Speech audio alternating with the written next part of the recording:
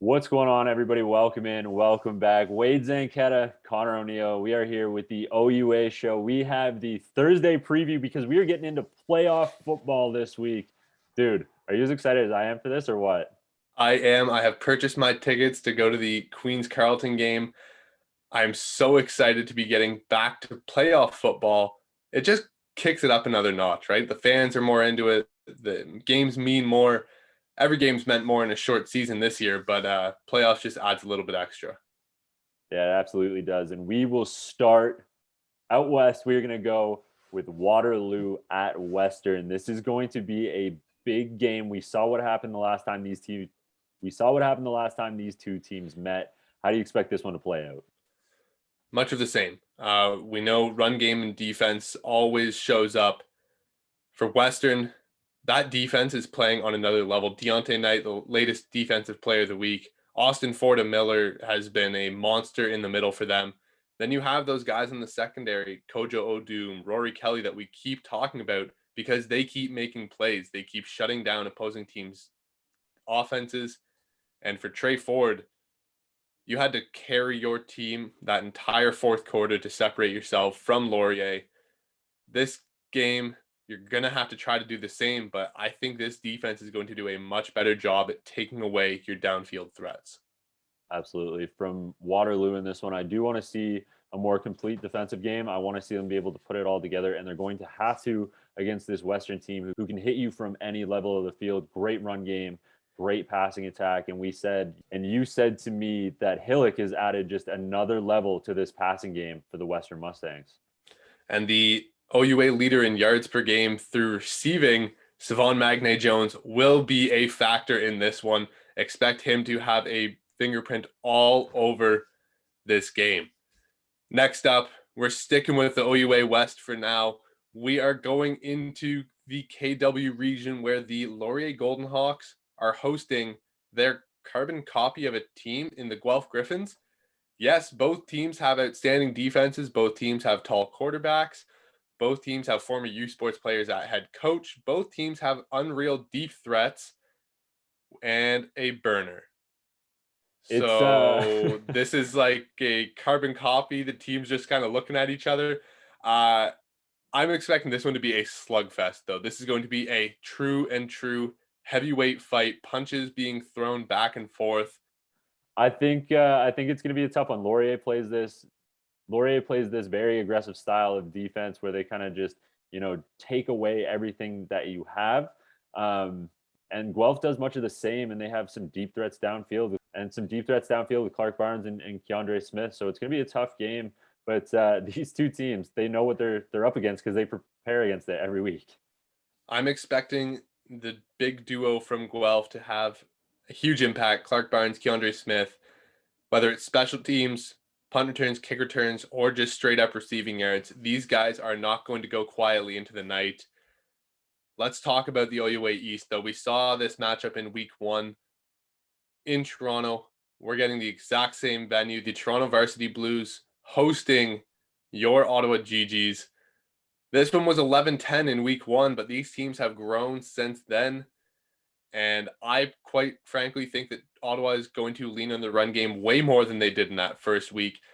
It is something that we've seen Toronto struggle with all season long, and JP Simonkinda is not someone that is easy to tackle. He is going to be a barrel in this one up the middle. This is the one thing that we've kind of seen Toronto struggle with dealing with defensively is the run game. Throughout this season, Queens has had a very good run game, and they kind of dealt with that. Even York with Darnell Jarrett, they had a tough time dealing with. In Ottawa, JP Simakinda, you're right. He is just such a tough runner. And what Ottawa does with JP that I love is they run him between the tackles. They don't try to bounce him out too much. It's no, we're fine. We're going to run the ball right here, and we know we're going to get this 3, 4, 5 yards. It's going to wear you down, rep in, rep out. And by the end of the game, you're tired. And guess what? We get to kind of throw one of these PAs because your DNs are dogged and they can't chase our Ben Miracle around to the outside of the field. So he's just going to let one rip for a touchdown. And let them ride behind Jelly and Pelios. Always a good idea for the GGs. But if the Toronto Varsity Blues get a stop on first down, expect this pass rush to tee off. Malcolm Campbell, 2 sacks last week against York. He is starting to heat up right as the season winds down. into the postseason. The veteran presence on that defensive front will have the guys ready to go. And for that offense on Toronto, the deep ball has just been off all year. I'm expecting this one to finally click and connect. Yeah, I think we're gonna see a game where, much like the first game of the season, where it was tight, but we're just gonna see it more put together. Toronto's gonna hit their deep shots. Ottawa's gonna do what they do. I think we're gonna see a similar game with a little bit more scoring and a little bit more complete football. The final game, the only 3 o'clock game that we have this week, Carleton at Queens. A couple weeks ago, we saw Carleton get dominated 45-0. The Queens defense was suffocating in that game. I think it's much of the same for the Gales as they open as the #1 seed in the OUA East. The Gales, ooh, that's bad. Yeah, the Gales have a great defense. They really take a lot away, especially up front with their pass rush, headmanned by Anthony Federico, who has just been phenomenal to watch this season. But one of the things that you've said to me, and I can't wait to hear you go off on it again, is as good as Rashid Tucker has looked all season, you think this is a James Keenan game.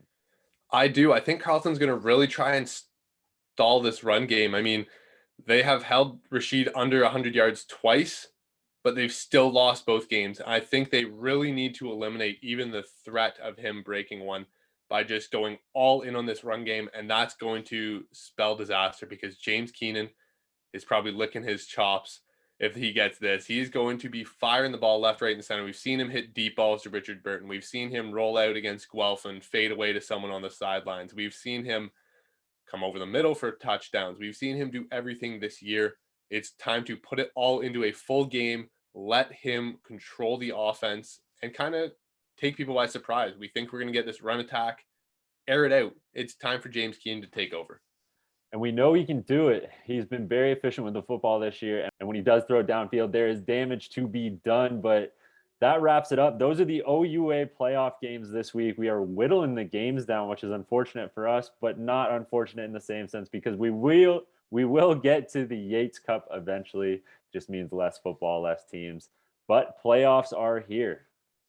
And if you want to catch these playoff games, make sure you head to OUA.tv, free to sign up. You can catch any game live.